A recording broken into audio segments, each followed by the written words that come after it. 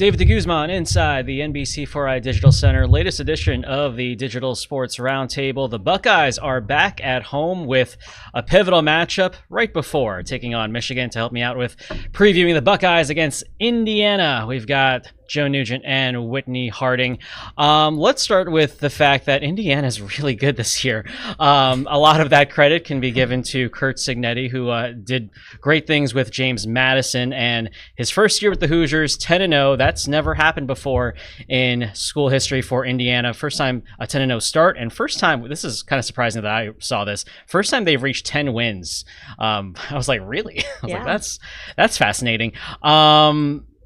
Big challenge, I think, for Ohio State. But, guys, I also look at the schedule and I think about how Indiana did against Michigan before their bye week. And I also think about how Ohio State will be the first ranked team that Indiana has played this season. So I guess just initial thoughts going into what on paper should be a really good matchup.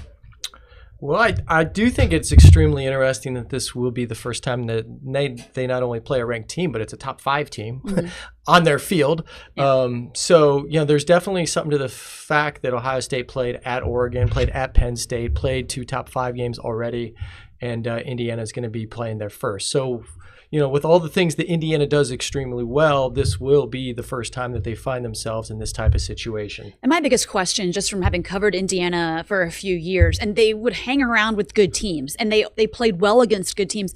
They never finished games. When that fourth quarter comes, if it's close, can they either hang in there or make a push? That's going to be my biggest question, because I've never seen them able to have, I don't know if it's the gas or the stamina or the nerves get to them. I don't know. To me, that's going to be interesting if it is a close game when they hit the fourth quarter. Yeah, and I just remember from what I do remember from that Indiana-Michigan game, I remember the Wolverines had many opportunities to get in front, take the lead, take control of the game, and just squandered it. Probably says more about Michigan than it does about Indiana. So, but they come in well-rested. So now putting the attention on the Buckeyes, an interesting conversation that came up in the press conference is kind of the issue. Is it even an issue now with slow starts? I mean, the first question right off the bat was, does Ryan Day wish he could have had the ball first? And normally, you want to defer because you take control of the ball, but then you look at what happened against Northwestern. The Wildcats had a possession for the ball for a very, very long time. I think Ohio State only really touched the ball once in that opening quarter. So that led to a slow start. And I feel like we've talked about it week after week, Ohio State kind of falling into slow starts to the point where I think Ryan Day said today, he kind of just said, you know what, this happens, especially in the Big Ten. You've got good teams and you've got to play all 4 quarters. So you've got noon starts. Right. Yeah, that too. We'll get to that in a second. But I guess my question is having a good start, a fast start against Indiana pivotal here, or are we just at the point where it's like, look, this is Ohio State just seems to be a better second half team? I think a fast start is important. I think it will happen because they started fast against Oregon. They were ready to go, went right down the field and scored. And they should have scored 21 points against Penn State in the first half if it weren't for the fumble at the 2-yard line. So I think this team gets ready for the big games, and I assume they'll be ready for this one as well. I completely agree. And I think with Northwestern, Indiana, Northwestern does not have the firepower on offense. So they were whittling that clock down to 2 seconds or 1 second. I don't think Indiana's going to play that slow. I think they obviously don't want Ohio State to get the ball, but they don't want Ohio State to get the ball while they score points. So I think it's going to be a little bit quicker, which will benefit Ohio State. Also, you mentioned the Michigan game, David. Michigan's offense has been their problem this year, not their defense. Ohio State's defense should be just as good, if not better, than Michigan with a better offense. So if you want to look at those two things, you would think, okay, Ohio State will make the stops like Michigan, but then turn around and score points. That's what you would assume is going to happen. It's funny to talk about Michigan because what I was going to mention with the noon start is that the plus of having a noon start is that you get to Michigan quicker, and knowing, what we all know about that week leading up to the game is that you want to spend as much time as possible thinking about Michigan. That being said, we still have this huge game.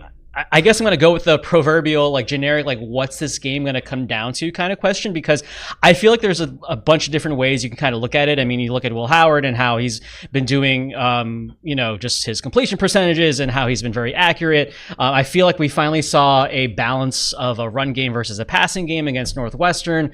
I feel like they're just really prepared going into this one. Just be clean. I think that's what it's going to come down to. Just be clean. I mean, honestly, no silly penalties. No emotional frustration, anything. If it doesn't go your way, just stick to the fundamentals and don't turn the ball over. I think, honestly, it just play clean. That's all. It's truly all they've got to do, I think. Yeah, I agree. I think it's the small margins across the board. You're talking about playing a team who has a quarterback that was at Ohio last year. So not that, Curtis Rourke can't get the job done, but this is going to be a different stage. He's never played in a situation like this on the road. So for them to win the game, he's going to have to be great. That would be really impressive if he does pull it off. I mean, big time credit. 100%. We know he's good. Yeah, we know he's good. We've watched him many times at this point. I think they might use his legs a little bit, though. I mean, if there is an area where Ohio State's defense, I think Coach Bill Connolly and I talked about this last weekend, was why is Ohio State's defense so susceptible to quarterback runs? And Coach said that it's just a very aggressive defense, and